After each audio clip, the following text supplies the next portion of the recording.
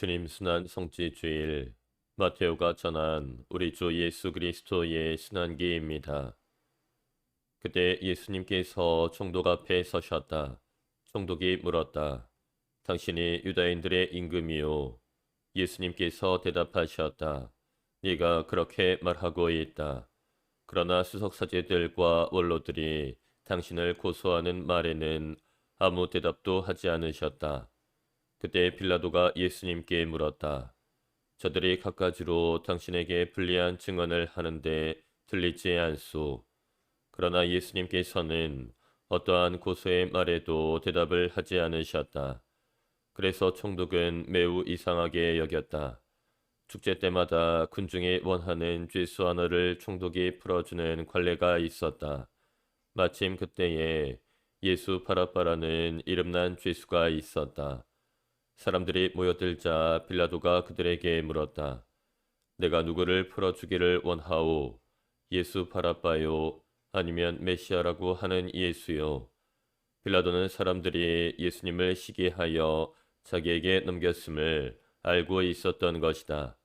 빌라도가 재판석에 앉아 있는데 그의 아내가 사람을 보내어 말하였다. 당신은 그 의인의 일에 관여하지 마세요. 지난밤 꿈에 내가 그 사람 때문에 큰 괴로움을 당했어요.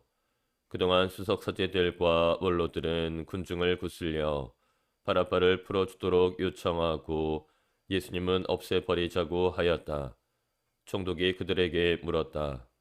두 사람 가운데에서 누구를 풀어주기를 바라는 것이요. 군중이 대답하였다. 바라바요. 빌라도가 그들에게 물었다. 그러면 메시아라고 하는 이 예수는 어떻게 하라는 말이오? 군중이 모두 외쳤다. 십자가에 못 박으시오. 빌라도가 다시 물었다. 도대체 그가 무슨 나쁜 짓을 하였다는 말이오? 군중은 더욱 큰 소리로 외쳤다. 십자가에 못 박으시오. 빌라도는 더 이상 어찌할 수가 없을 뿐만 아니라 오히려 폭동이 일어나려는 것을 보고 불을 받아 군중 앞에서 손을 씻으며 말하였다. 나는 이 사람의 피해에 책임이 없소. 이것은 여러분의 일이오. 그러자 온 백성이 대답하였다. 그 사람의 피해에 대한 책임은 우리와 우리 자손들이 질 것이오. 그래서 빌라도는 바라바를 풀어주고 예수님을 채찍질하게 한 다음 십자가에 못 박으라고 넘겨주었다. 그때 총독의 군사들이 예수님을 총독 관저로 데리고 가서 그분 들레에 온 부대를 집합시킨 다음 그분의 옷을 벗기고 진홍색 외투를 입혔다. 그리고 가시나무로 관을 엮어 그분 머리에 씌우고 오른손에 칼대를 들리고서는 그분 앞에 무릎을 꿇고 이렇게 말하며 조롱하였다. 유다인들의 임금님 만세. 군사들은 또 예수님께 침을 뱉고 갈대를 빼앗아 그분의 머리를 때렸다. 그렇게 예수님을 조롱하고 나서 외투를 벗기고 그분의 겉옷을 입혔다. 그리고 예수님을 십자가에 못 박으러 끌고 나갔다. 그들은 나가가다 시몬이라는 키레네 사람을 보고 강제로 예수님의 십자가를 지게 하였다. 이윽고 골고타 곧 해골터라는 곳에 이르렀다. 그들이 슬개즙을 섞은 포도주를 예수님께 마시라고 건넸지만 그분께서는 맛을 보시고서는 마시려고 하지 않으셨다. 그들은 예수님을 십자가에 못 박고 나서 제비를 뽑아 그분의 겉옷을 나누어 가진 다음 거기에 앉아 예수님을 지켰다. 그들은 또 그분의 머리 위에 죄명을 붙여 놓았다. 거기에는 이자는 유다인들의 임금 예수다 라고 쓰여 있었다. 그때 강도 두 사람도 예수님과 함께 십자가에 못 박혔는데 하나는 오른쪽에 하나는 왼쪽에 못 박혔다. 지나가던 자들이 머리를 흔들어 대며 예수님을 모독하면서 이렇게 말하였다. 성전을 허물고 사흘 안에 다시 짓겠다는 자야, 너 자신이나 구해보아라. 네가 하느님의 아들이라면 십자가에서 내려와 보아라. 수석 사제들도 이런 식으로 율법 학자들과 원로들과 함께 조롱하며 말하였다. 다른 이들은 구원하였으면서 자신은 구원하지 못하는군. 이스라엘의 임금님이시면 지금 십자가에서 내려와 보시지.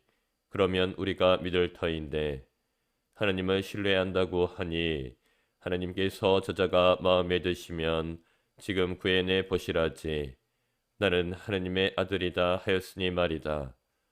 예수님과 함께 십자가에 못 박힌 강도들도 마찬가지로 그분께 비아냥거렸다.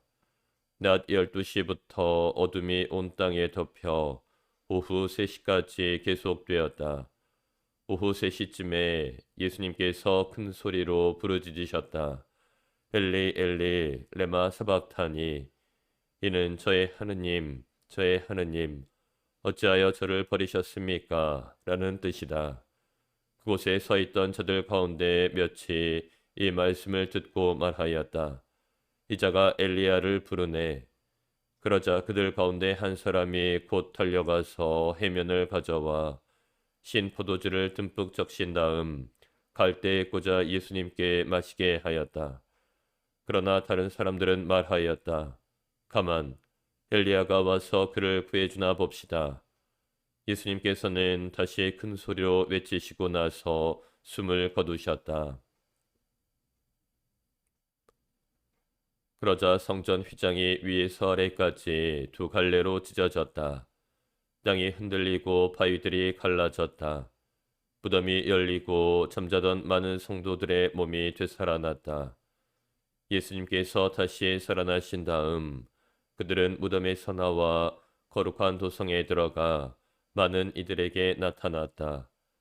백인대장과 또 그와 함께 예수님을 지키던 이들이 지진과 다른 여러 가지 일들을 보고 몹시 두려워하며 말하였다. 참으로 이분은 하나님의 아드님이셨다. 주님의 말씀입니다.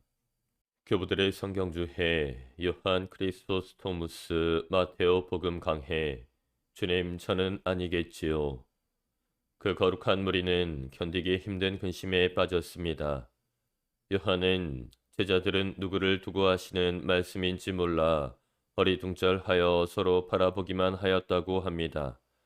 그들은 그런 일은 비록 상상할 수도 없었지만 저마다 두려워하며 자신에 관해 물었습니다. 그런데 마테오는 이렇게 쓰고 있습니다.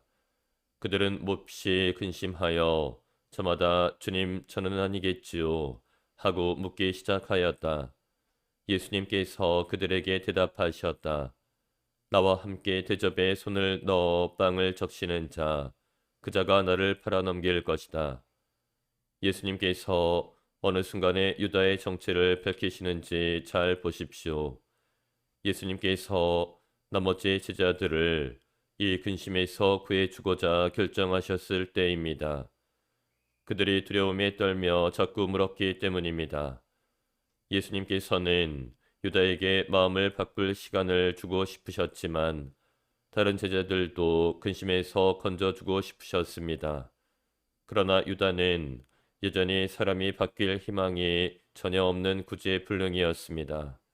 그리하여 이제 그의 참모습이 드러납니다.